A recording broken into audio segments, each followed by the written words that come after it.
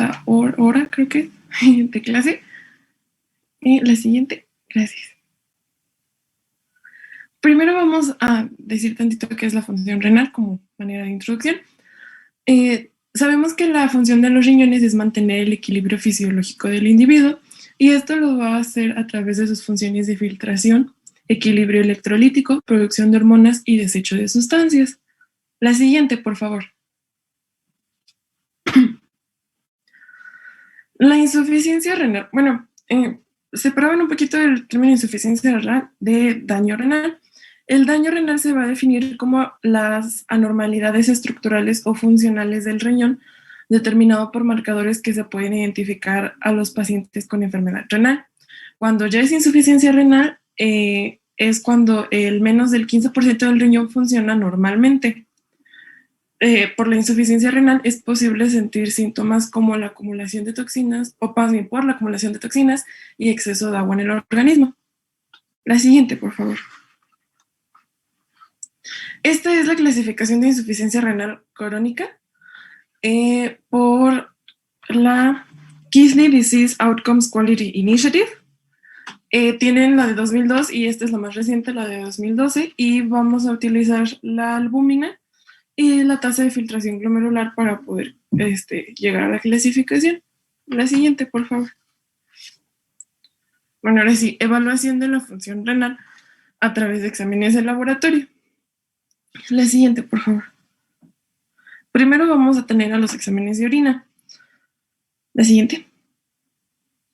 En los exámenes de orina, pues, suele encontrarse proteinuria que aparece en sujetos con afección renal por hipotensión, diabetes mellitus y eventos isquémicos cardiovasculares, incluso en quienes padecen proteinuria nefrótica y no nefrótica provocada por alguna disfunción renal o sistémica, en algunos casos de proteinuria ortostática o aislada y en quienes manifiestan proteinuria funcional. Vamos a tener que la proteinuria persistente en orina de 24 horas con concentración mayor a 150 miligramos en 24 horas es la prueba de elección en pacientes con daño renal, principalmente en quienes padecen insuficiencia renal crónica temprana. Otro aspecto que vamos a ver en el examen de orina pues va a ser la albúmina. La concentración de albúmina en orina es un indicador temprano de daño renal, pues en algunas ocasiones se detecta en pacientes durante la evolución de la enfermedad. En el artículo que leí, marcan a la macroalbuminemia con un cociente albúmina creatinina mayor a 300 miligramos sobre gramo y la microalbuminuria con un cociente albúmina creatinina de 30 a 300 miligramos sobre miligramo, más no encontré como mucho más de estos parámetros en realidad. Tenemos que debe considerarse en los estudios de rutina en la vigilancia temprana de cuidados renales de pacientes diabéticos con alto riesgo de insuficiencia renal crónica. Y también vamos a tener el índice de proteína creatinina. Sí me causó como un poco de extrañeza y lo busqué. Y encontré que este índice es una alternativa diagnóstica a la proteinuria de 24 horas, ya que es no tan práctico estar tomando la orina cada 24 horas, pues se desarrolla este índice en el que se toma la segunda micción de la mañana, desechando los primeros 20 a 25 mililitros, sin interrumpir se recoge la micción intermedia y se desecha lo siguiente. Vamos a tener que el índice anormal es mayor a 0.20 miligramos sobre miligramo. La siguiente, por favor. Otros exámenes comunes van a ser los exámenes de sangre. En ellos vamos a ver a la creatinina y tenemos que la determinación de creatinina sérica es el estudio de elección para evaluar la correcta función de los riñones. El aumento de su concentración indica deficiencias en la filtración. Se utiliza para estimar el daño renal agudo en conjunto con la determinación de nitrógeno no ureico, aunque con baja sensibilidad y especificidad. Si la creatinina no debe indicarse solo para evaluar la función renal, pues la concentración normal de creatinina sérica tiene un amplio margen de variabilidad. Incluso puede mantenerse en concentraciones normales cuando se encuentra alterada la función renal. Otro valor que vamos a ver es la cistatina C. Comparada con la creatinina, no está influida por la masa y actividad muscular en pacientes pediátricos, adultos mayores y sujetos obesos. Sin embargo, existen factores extrarrenales que afectan su función, como el hipotiroidismo, el tratamiento con corticosteroides, etc. Esta molécula se considera más bien un indicador de inflamación. En una ecuación reciente del índice de filtrado glomerular, que incluye la creatinina estandarizada y la cistatina C, aunque no completamente aceptada esta ecuación, ha dado buenos resultados. Otra determinación menos efectiva que la cistatina C, pero que es para evaluar el daño renal, es la proteína beta traza. La siguiente, por favor. Bueno, análisis de rutina adicionales que pueden sugerir daño renal va a ser la concentración elevada de nitrógeno ureico en sangre, que puede expresarse en enfermedades no renales también, y también indica daño renal severo. Otra es la concentración alta de ácido úrico por producción elevada de uratos, excreción renal disminuida o ambas. Esta alteración se ha relacionado con hipertensión, obesidad, hipertrigliceridemia, enfermedad cardiovascular, enfermedad renal e insuficiencia renal crónica. La propiedad antioxidante del ácido úrico puede volverse prooxidante en la placa aterosclerótica y originar disfunción endotelial, lo que incrementa la tensión arterial y disminuye el filtrado glomerular y aumenta la presión glomerular. Entonces, y otro va a ser el perfil electrolítico por la concentración elevada de potasio, que indica la disminución de su secreción en el túbulo distal, y la hipercalemia, que es una complicación de la insuficiencia renal que requiere tratamiento de por vida. Entonces esos van a ser análisis adicionales. El siguiente, por favor. Y luego tenemos el índice de filtración glomerular. Hasta ahora este se considera el mejor indicador de la función renal. Puede realizarse de tres formas. Una va a ser el cálculo de la depuración de marcadores endógenos.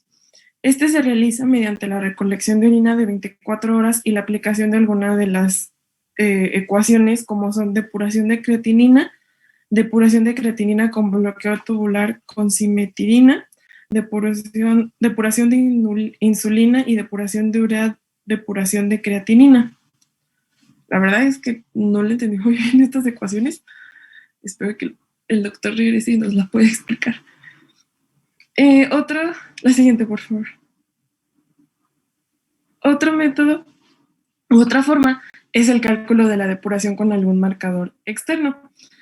Este marcador externo es una sustancia que al aplicarle en el organismo mantiene una concentración estable en el plasma, por ser fisiológicamente inerte y de la que se espera una cantidad similar excretada en la orina, con la que puede medirse el índice de filtración glomerular mediante la diferencia de la cantidad introducida intravenosamente versus la cantidad eliminada en la orina, como es la inulina. O también, en contraparte, ¿sí, no?, la cantidad que permanece en plasma, por ejemplo, el iohexol. Otra forma va a ser la ecuación para la estimación del índice de filtración glomerular, o más bien ecuaciones. Se utilizan comúnmente para la clasificación, evolución y tratamiento de la insuficiencia renal crónica y últimamente para establecer su diagnóstico. Estas pruebas van a ser económicas y con alto grado de confiabilidad, lo que las hace epidemiológicamente más aplicables. Considera valores en suero del marcador interno de creatinina y algunos de cistatina C. La siguiente, por favor. Vamos a regresar un poco al examen de orina y vamos a hablar del sedimento urinario. La siguiente, por favor. Desde el punto de vista del laboratorio clínico, pues sí, una de las pruebas más solicitadas de manera rutinaria es el examen general de orina, en el cual se va a realizar, como ya sabemos, el análisis químico, el análisis físico y de manera conjunta el análisis microscópico del sedimento urinario para buscar elementos formes como eritrocitos, leucocitos, bacterias, cilindros y pues, otras cosas. Actualmente existen diversos métodos para analizar el sedimento urinario y se puede clasificar en tradicionales o manuales y automatizados. Los parámetros que vamos a revisar o buscar pues van a ser bastantes. Aquí es una tabla como a modo de resumen, pero vamos a hablar pues de eritrocitos.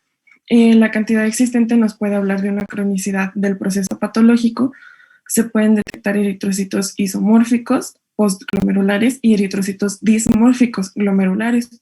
Los eritrocitos dismórficos se observan con cierta frecuencia en los pacientes con nefritis lúpica activa. También podemos encontrar leucocitos, y su importancia radica en la cantidad o número en la que se encuentren, y puede ser un indicador de daño o cronicidad del proceso patológico involucrado. Se pueden identificar piocitos, también conocidas como células centellantes, las cuales son leucocitos que presentan en el citoplasma abundantes gránulos con movimiento, y su presencia va a ser un indicador de una probable pielonefritis. También podemos encontrar células epiteliales. En condiciones normales se pueden observar en el sedimento urinario en mayor o menor cantidad, lo que dependerá de las condiciones fisiológicas y del sexo del paciente. También podemos encontrar cilindros. Los cilindros son productos de un proceso inflamatorio y destrucción epitelial. Su morfología está dada en función de su paso a través de los túbulos renales. Bajo condiciones no patológicas no deben existir cilindros en el sedimento urinario, con excepción de los cilindros hialinos. Los cilindros hialinos van a ser de morfología tubular, con puntas redondeadas, alargadas, transparentes y poco birrefrigerantes. Son consecuencia de un aumento en la permeabilidad del glomérulo, lo cual permite el paso de ciertas microproteínas. También podemos encontrar cristales, los cuales pueden adoptar múltiples formas que dependen del compuesto químico y del pH. Podemos observar diferentes tipos de cristales, pero en comparación con los elementos formes de la orina, los cristales solo poseen un significado diagnóstico en algunos casos, como son trastornos metabólicos y cálculos renales. Levaduras también podemos encontrar. En condiciones normales no se deben observar, y la levadura más frecuente pues va a ser cándida. Parásitos en orina podemos identificar Trichomona vaginalis, y su presencia va a informar de tricomoniasis urogenital. Y bacterias se presentan frecuentemente en sedimentos urinarios a causa de contaminación ureteral o vaginal. Su presencia en grandes cantidades sugiere un proceso infeccioso del tracto urinario. Esto es como grandes rasgos. La siguiente, por favor. La radiología convencional que vamos a tener, pues, encontré algo como 3 o 4 tipos, pero de las que más hablan o las más comunes van a ser la radiografía simple de abdomen, la cual pues nos permite demostrar el número, posición, tamaño y forma de las siluetas renales, determinar si hay calcificaciones proyectadas sobre las siluetas renales o fuera de las mismas, visceromegalias, masas o cuerpos extraños, identificar claramente los músculos psoas, que constituyen un signo indirecto de la ausencia de colecciones retroperitoneales. La siguiente, por favor. Y pues aquí es lo que vamos a ver. Me gusta esta imagen porque al lado tiene el comparativo y lo que tendríamos que buscar o ver. La siguiente, por favor. Otra va a ser la orografía excretora, y a la que al parecer pues, nos va a dar más utilidad. Este estudio es un estudio contrastado del riñón y de sus vías de recolección y excreción. Las imágenes obtenidas durante el estudio permiten la evaluación anatómica y hasta cierto punto la evaluación funcional del aparato urinario. Va a requerir de la administración por vía endovenosa de un medio de contraste yodado. Se van a tomar radiografías a diferentes momentos una vez administrado este método de contraste. El primer momento es la radiografía, se va a hacer una radiografía simple. La siguiente, por favor. Tras la inyección de contraste, se valora a los riñones en su fase nefrográfica. Entonces, si ven en la fase 2, sí se van a ver estos dos frijolitos o la forma de los riñones. Y en la fase 3, que es la fase excretora, se va a valorar la excreción de contraste hacia el sistema colector y uréteres hasta la vejiga, que es la siguiente fase, por favor. Aquí está. Y tras el llenado de la vejiga, se pide al paciente que miccione y se toman radiografías del vaciamiento de esta. La siguiente, por favor.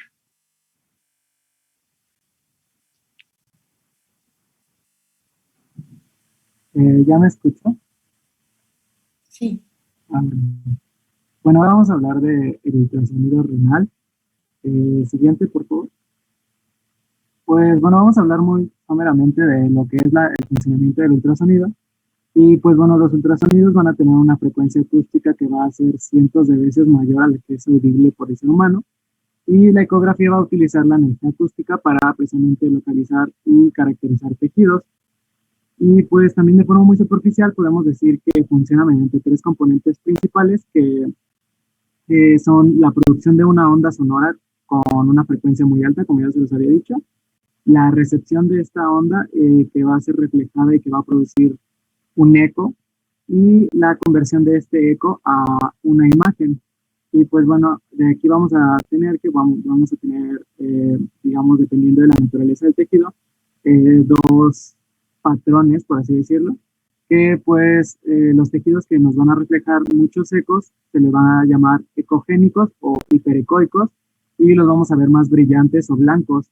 Y los que no reflejan eco o reflejan muy poco van a ser llamados también sonotransparentes o hipoicoicos o anecoicos, y los vamos a observar más oscuros o incluso negros.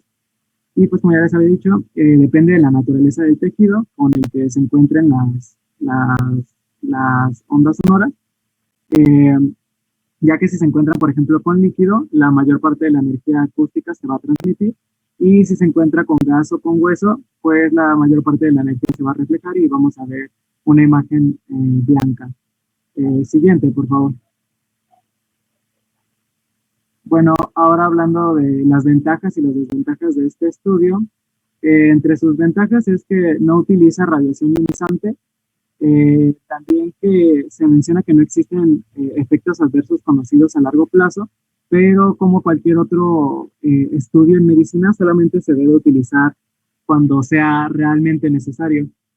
Eh, Se menciona también que las imágenes van a ser obtenidas en tiempo real, hay pocas molestias o incluso nulas para el paciente, y como el dispositivo es pequeño y portátil, la técnica se puede llevar prácticamente a cabo en cualquier lugar. Como ya les he dicho, pues el paciente lo tolera bien, las imágenes también se menciona que las vamos a obtener con rapidez, y además nos puede ayudar a guiar como guía para la toma de una biopsia. Y pues entre sus desventajas vamos a encontrar que las más destacables va a ser que digamos, éxito de este estudio va a depender de la experiencia de quien lo esté realizando. Y bueno, también que los pacientes con obesidad en ellos se puede dificultar un poco la penetración, y por ende pues se puede dificultar un poco la obtención de la imagen. Siguiente, por favor.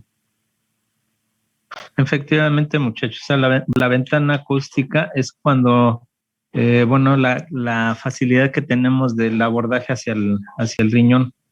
Por ejemplo, también en eco lo van a ver con el doctor Guatemala. Aquí el problema, por ejemplo, es cuando hay demasiado tejido adiposo o aire.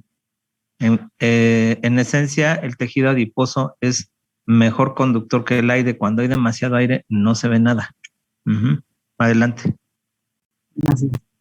Bueno, ahora vamos a hablar un poco de las indicaciones un poco más centradas en la parte de los riñones, porque pues en sí hay muchas razones por las cuales se indica una ecografía, pero para este caso particular pues podemos destacar que se menciona que se indica para la diferenciación de lesiones quísticas y lesiones sólidas, que me imagino que las vamos a ver más adelante, pero pues así de rápido, aquí a la derecha vamos a tener la imagen de un quiste, y a la izquierda vamos a tener la imagen de una masa sólida. Y pues bueno, los quistes se van a observar se van a observar anecoicos con bordes bien definidos, y se van a observar con forma redondeada o oval. Y las lesiones sólidas, como la de la izquierda, normalmente nos van a hablar de un carcinoma, y en la ecografía se van a observar hiperecoicos cuando son pequeños, pero conforme van aumentando el tamaño, se pueden observar hipoecoicas. Y pues en general, en las lesiones sólidas, la pared va a ser más gruesa e irregular que la de un quiste. Y pues bueno, también se puede utilizar para la detección de algunas patologías como la hidronefrosis o incluso obstrucciones. Eh, También, como ya les había mencionado, para la toma de muestras de líquido o biopsias, pues bajo el control de la imagen.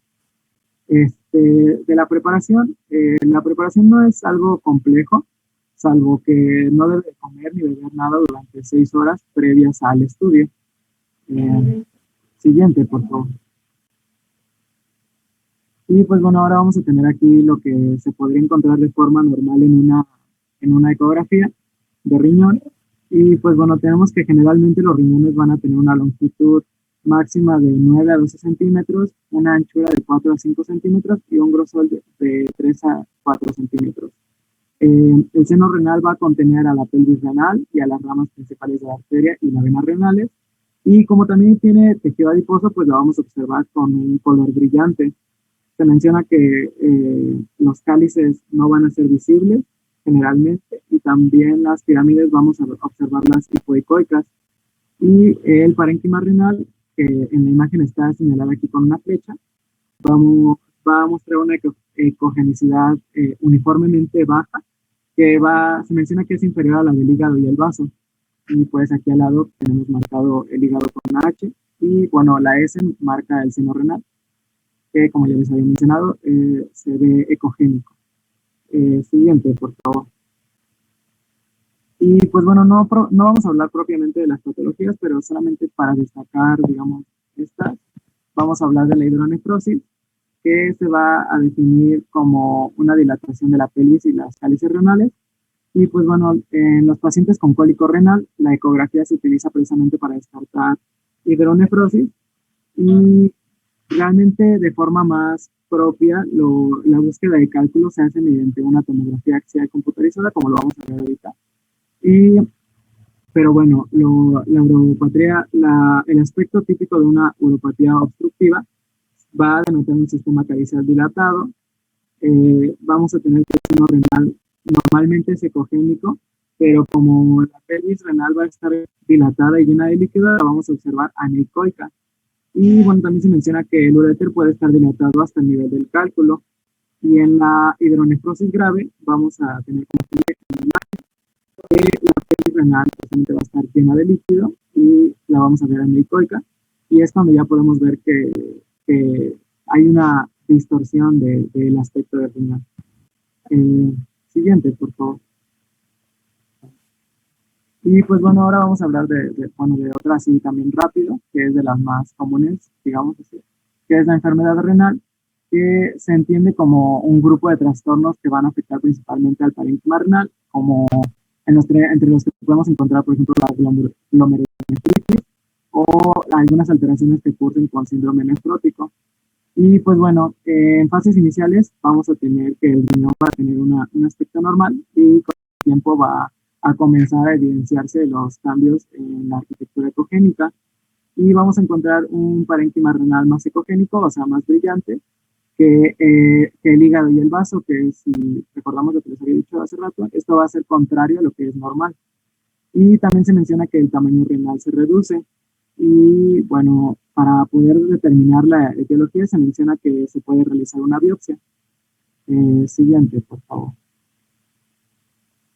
Bueno, ahora vamos a pasar a la tomografía computada. Siguiente, por favor. Y pues de igual forma vamos a hablar muy someramente de cómo funciona. Bueno, vamos a tener que el escáner de la tomografía computarizada va a utilizar rayos X, que son transmitidos hasta múltiples detectores que van a estar conectados a un ordenador que va a procesar los datos mediante diversos algoritmos y así va a producirnos una imagen. Esta imagen va a estar compuesta por miles de píxeles y a cada uno de ellos el ordenador les va a asignar un número que va desde el -1000 hasta el 1000, que esto va a ser en función de lo que conocemos como unidades Hounsfield, que pues bueno, la, digamos, lógica detrás de esto es que las sustancias más densas van a absorber más rayos X. Y pues aquí les pongo una tablita de algunos valores y pues podemos ver que el riñón tiene un valor de 30, aquí se menciona. Y pues bueno, un tomograma va a hacer un corte a través del cuerpo que va a estar medido en milímetros y va a servir precisamente para localizar estructuras de forma precisa a ese nivel de ese corte. Siguiente, por favor. Y pues bueno, hablando otra vez también como del otro estudio, de sus ventajas, pues vamos a encontrar que encontraremos entre sus ventajas su disponibilidad, su precio, la alta resolución de sus imágenes y que se puede hacer una evaluación simultánea de varios órganos. Y entre sus desventajas vamos a tener que utilizar radiación ionizante, por lo cual está contraindicado en el embarazo, y que también puede haber algunas reacciones a medios de contraste que a veces se utilizan. Y también tenemos que no se puede utilizar contraste intravenoso en la insuficiencia renal, debido a que estas sustancias de contraste van a tener un alto contenido de yodo, y esto se menciona que puede resultar nefrotóxico y generar necrosis tubular aguda, que decía que era reversible, pero que en algunos pacientes puede dejar algún daño permanente. Y bueno, también como en el anterior, el peso y el tamaño corporal del paciente pueden influir para la realización del estudio. Siguiente, por favor. Bueno, ahora vamos a hablar de las indicaciones. Se mencionaba que era una modalidad diagnóstica que va a ser utilizada en múltiples problemas abdominales y también para la evaluación morfológica de los órganos. Y pues como les había dicho, la vamos a poder utilizar para muchos problemas abdominales, en este caso más específicamente el riñón, y pues se mencionan algunos abscesos o incluso traumatismo, o también para la estadificación de tumores malignos, que pueden ser tumores renales, en el hígado o también en el páncreas, y así también como la determinación de la resecabilidad de estos tumores.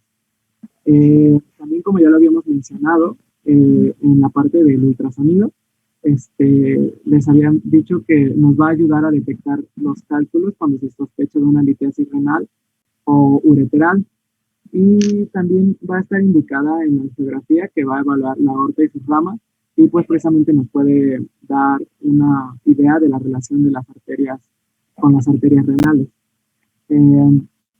Para su preparación también se mencionaba que preferiblemente no comer ni beber nada 4 a 6 horas previas al estudio. También se mencionaba la distensión del tracto gastrointestinal, ya sea con agua o con el material de contraste oral. En los pacientes que puedan estar agitados o alterados, pues se pueden sedar. Y como ya les había dicho, no se pueden utilizar medios de contraste intravenoso en la insuficiencia renal, por lo cual vamos a tener que determinar la creatinina sérica reciente si se quiere utilizar un material de contraste intravenoso, que de la creatinina sérica con un nivel mayor a 1.5 miligramos sobre decilitro nos estaría hablando de una disfunción renal. Siguiente, por favor. Y pues bueno, lo que vamos a tener aquí como imagen normal van a ser que, pues bueno, como sabemos, los riñones van a ser órganos retroperitoneales que van a estar rodeados por grasa y también por una cápsula fibrosa. Tenemos que están rodeadas por el espacio perirenal, que a su vez va a estar delimitado por las fascias pararrenales anterior y posterior, y también vamos a tener que se forman algunos espacios debido a inserciones de fascias o músculos u otros órganos, y estos espacios, cuando se llenan de líquido, ya sea pus o sangre o incluso aire, nos estarían hablando de algún proceso anormal en el riñón. En los adultos vamos a tener que la longitud máxima aproximada del riñón va a ser de 11 centímetros, que se mencionaba que era similar a la del vaso, y el riñón izquierdo va a ser un poco más grande que el derecho. Y también, como ya lo habíamos mencionado, los riñones son la principal vía de excreción del contraste yodado, pero cuando no están funcionando adecuadamente, el contraste va a ser eliminado por otras vías, por vías alternativas, como por ejemplo la bilis o el intestino. Y pues bueno, en la imagen podemos ver a los riñones marcados con la letra R, que van a estar en las fosas renales. La pelvis renal normal y también la grasa se van a encontrar en el centro del riñón, que aquí está marcado con flechas punteadas. La flecha negra nos va a estar señalando la arteria renal derecha, que va a discurrir va detrás de la vena cava inferior, como aquí también la podemos ver, a la vena cava inferior. Y bueno, vamos a tener a la vena renal izquierda, que está señalada con la flecha blanca punteada, y que va a estar delante de la arteria renal izquierda, que la arteria renal izquierda la vamos a tener marcada con la flecha blanca. Y la letra A nos va a estar marcando a la aorta abdominal. Siguiente, por favor. Y bueno, ahora vamos a hablar de la resonancia magnética nuclear. Siguiente, por favor.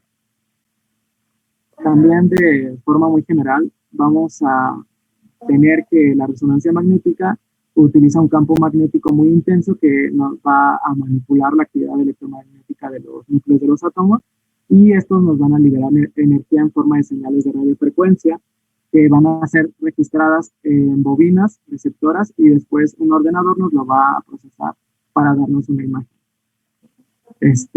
Cuando vamos a tener que, aquí en la resonancia magnética vamos a tener dos tipos de imagen, que es T1 y T2, que se producen por esta especie de relajación, que es cuando cesa el pulso de radiofrecuencia, que los protones van a regresar a su estado inicial, y pues vamos a tener a T1 y a T2, como ya se los había dicho, y pues las imágenes en T1 nos van a ser más útiles para la evaluación del tejido blando y la grasa, y las imágenes de T2 nos van a mostrar de forma más óptima al líquido y algunas alteraciones, como por ejemplo tumores, una inflamación o un traumatismo.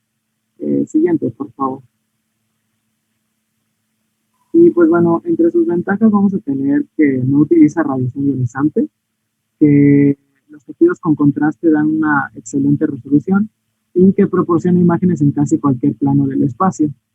Y entre sus desventajas que diga, vamos a tener que es un estudio caro, que no siempre está disponible, es un poco tardado, y en pacientes con claustrofobia pues se puede dificultar la realización de este estudio.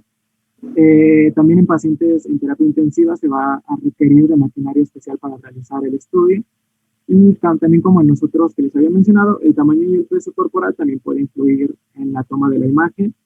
Y se mencionaba que esto es importante, está contraindicado en pacientes con marcapasos, con cuerpos metálicos, con clips de aneurisma, y también en algunas válvulas cardíacas artificiales. Siguiente, por favor. Y pues bueno, entre las indicaciones, yo encontré que, bueno, obviamente hay muchas indicaciones, pero más centrándonos en la parte del riñón, yo encontré que está indicada principalmente como un estudio complementario a la tomografía computarizada, y precisamente nos va a servir para las masas renales, para el diagnóstico en la diferenciación de los quistes y las masas, y así como la diferenciación de estas masas en si son benignas o malignas. Aquí en la imagen, a la derecha, podemos observar una tumoración renal en el riñón izquierdo. Esta es la imagen de la derecha va a ser la resonancia magnética, y la de la izquierda es la tomografía. Y pues bueno, para la preparación también va a ser muy similar a las otras. Vamos a tener que no se debe comer ni beber nada durante 4 a 6 horas previas al estudio. También se mencionaba que se debe administrar glucagón intramuscular para inhibir la peristalsis, y también en pacientes que estén alterados se puede inducir una sedación. Siguiente, por favor.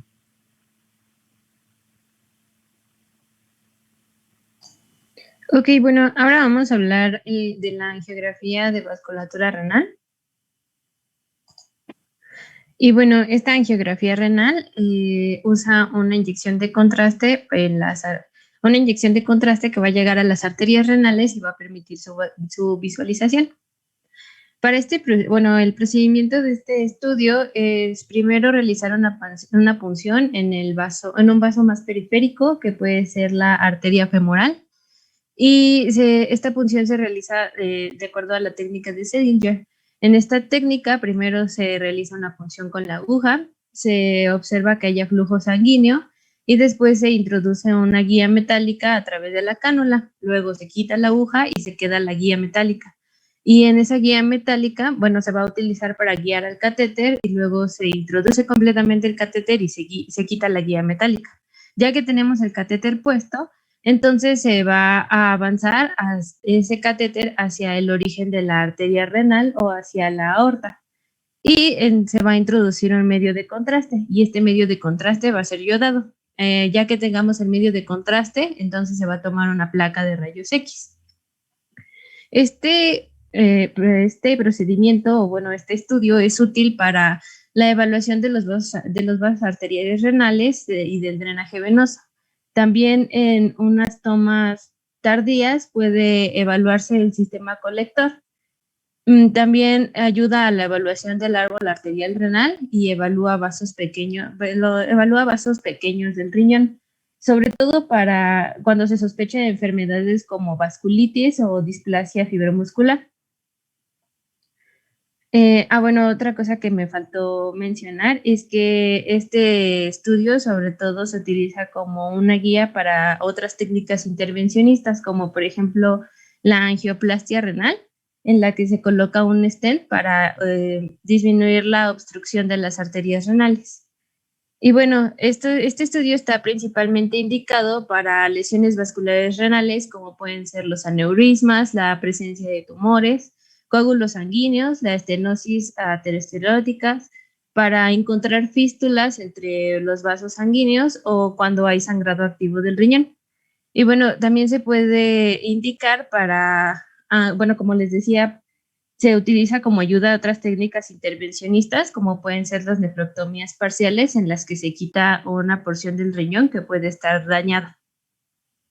Ok, como complicaciones para este estudio podemos encontrar que puede ser que se haya un hematoma en el sitio de la punción, que haya una reacción alérgica al colorante, o bueno, al medio de contraste que estamos utilizando. También puede haber daño a la arteria o a la pared de esta arteria al momento de introducir el catéter, o se puede dar daño renal, ya sea porque estamos dañando a la arteria al momento de introducir el catéter o por el mismo colorante o el medio de contraste.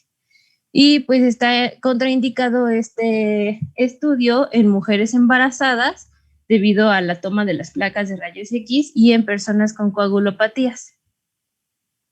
Ok, a continuación vamos a hablar un poquito sobre el gammagrama renal.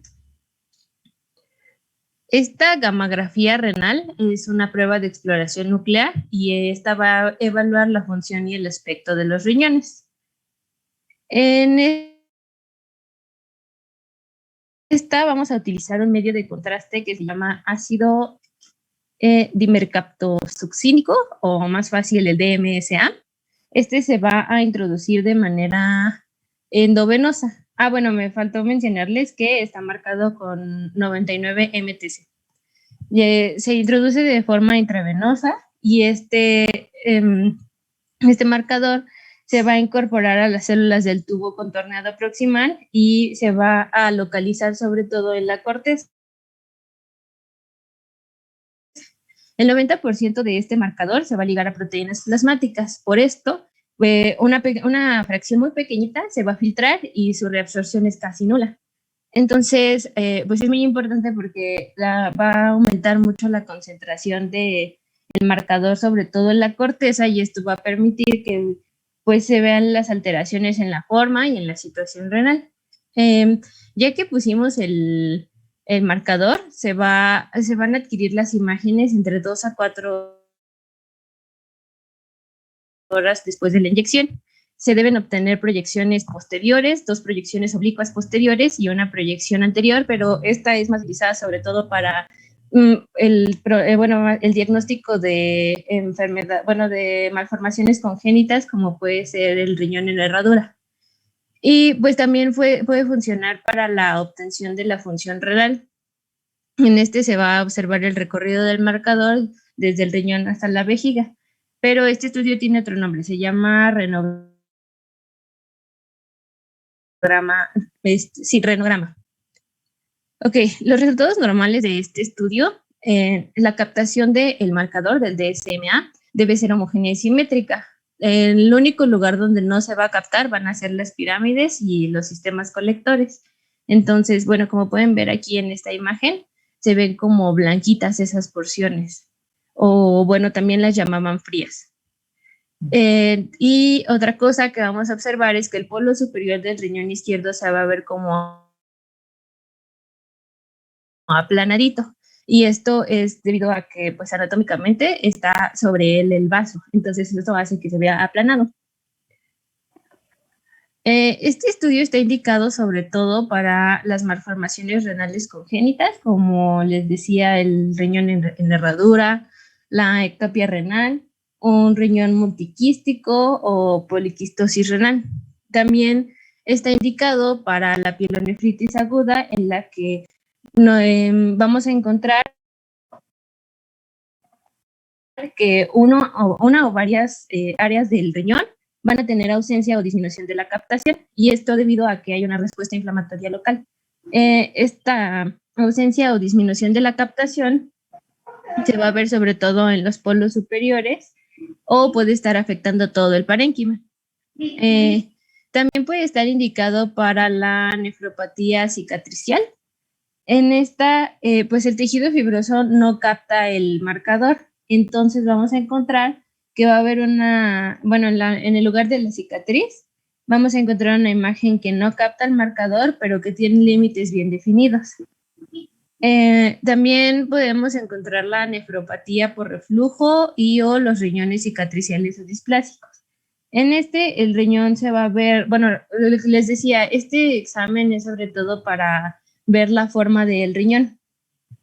Entonces, este riñón se va a ver difuso y vamos a encontrar una afectación en el parénquima. También podemos ocupar este estudio para las lesiones ocupantes de espacio. Como por ejemplo pueden ser los quistes o los abscesos, y estos no van a captar no van a captar al marcador. Y pues por último, la enfermedad vasculorenal. En esta, pues principalmente puede haber una estenosis de la arteria renal, por lo que pues al no pasar o no pasar suficiente marcador, va a haber una disminución del tamaño y pues se van a encontrar depósitos del marcador. Y bueno, aquí les muestro una tablita del resultado normal. Les decía, como este estudio lo podemos utilizar para determinar la forma del riñón, podemos encontrar que la forma es anormal o su tamaño puede estar disminuido o agrandado, y pues la posición puede ser también anormal. ¿Qué otra cosa? También podemos encontrar el bloqueo o daño en los vasos de los riñones o un daño en el tejido, que esto nos puede indicar una función renal deficiente. También podemos encontrar, les decía lo de los puntos calientes o fríos. Los puntos calientes los vamos a definir como los puntos en los que hay una mayor acumulación del medio de contraste o el marcador. Pues, se van a ver como una acumulación muy distinguida, que se va a distinguir mucho. Sobre todo podemos encontrarla, por ejemplo, en los tumores que tienen una mayor irrigación. Que desarrollan una mayor irrigación. Al contrario, los puntos fríos son en los que no se va a encontrar o que no van a captar el contraste que estamos administrando. Y pues como ya les decía, que por ejemplo los abscesos o los quistes o las cicatrices por el tejido fibroso. También podemos encontrar, como les decía, que el renograma, que nos puede ayudar para pues más o menos ver un poquito sobre cómo está funcionando la filtración del riñón. Y pues una filtración que se vea anormal en las imágenes, pues puede indicarnos que hay, por ejemplo, un bloqueo o que hay una alteración en la filtración. Y pues ya por último vamos a hablar sobre la biopsia renal percutánea. Esta es una extracción de un fragmento del riñón que se realiza a través de la piel. Y pues como ya nos había mencionado Ángel, un estudio de imagen que va a ser útil para realizar la biopsia es el ultrasonido o la tomografía computarizada, pero pues es más fácil realizarlo con el ultrasonido. Y pues para este procedimiento se va a colocar al paciente en una posición de cúbito prono o acostado y acostado y con la espalda hacia nosotros. Se va a aplicar una anestesia general primero y después se va a introducir una aguja en la zona lumbar. Esta aguja le llaman también trucut. Y pues ya guiándonos con el ultrasonido se va a tomar una porción de tejido con la aguja. Aquí podemos ver en el ultrasonido lo que marca con la flechita blanca es la aguja. Este estudio está sobre todo indicado para los pacientes en los que encontramos una disminución del funcionamiento renal, en los que haya sangre en la orina o una detección de proteínas en la orina. También es útil para vigilar a pacientes con riñones trasplantados para ver que sigan funcionando. También para la vigilancia de la progresión de enfermedades renales y en pacientes con enfermedades sistémicas, como pueden ser el lupus eritematoso sistémico, la artritis reumatoide y el mieloma múltiple. Pero va a estar contraindicado para pacientes con un riñón único o con un riñón único trasplantado, para pacientes con hipertensión arterial no controlada, en trastornos de la hemostasia, en pacientes con aneurismas de la arteria renal, en sujetos obesos, también en riñones que estén anatómicamente anormales, por ejemplo, ya les había mencionado el riñón en herradura, y también en pacientes que tengan sospecha de infección, poliquistosis o hidronefrosis. Y pues como complicaciones podemos encontrar que puede haber hematuria macroscópica prolongada, también hematoma perirrenal, una fístula intravenosa intrarrenal que haya sangrado en el músculo, sobre todo en el músculo de la porción lumbar que se atravesó con la aguja.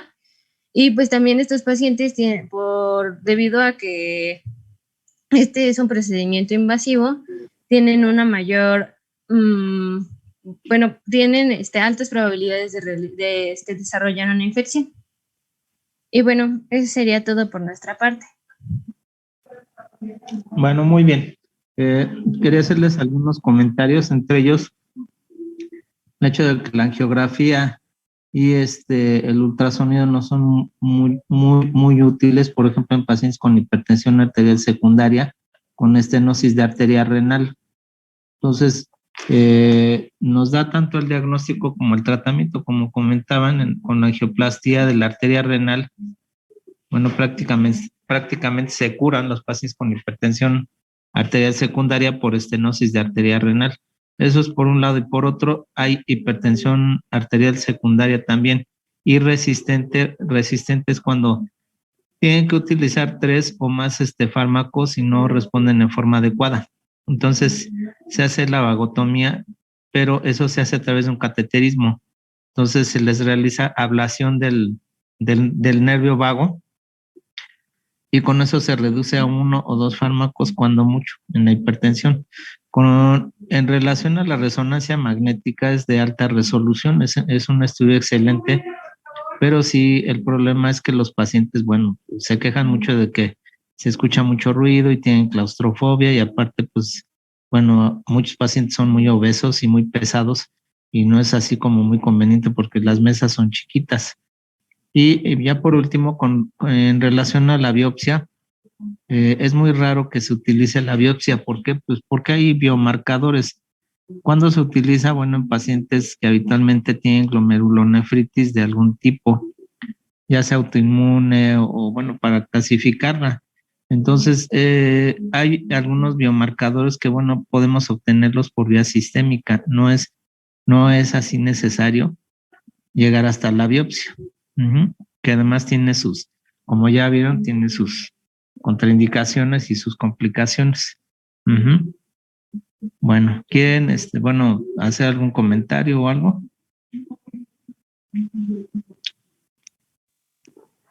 Bueno. Doctor, nada más una pregunta. Sí. Sobre la biopsia renal, ¿por qué no se hace cuando hay un riñón único? Porque si hay un sangrado y se pierde el riñón, imagínate. Ah, sí, gracias. Sí, ok. Bueno, muy bien, muchachos, pues entonces nos vemos mañana con el siguiente tema, por favor.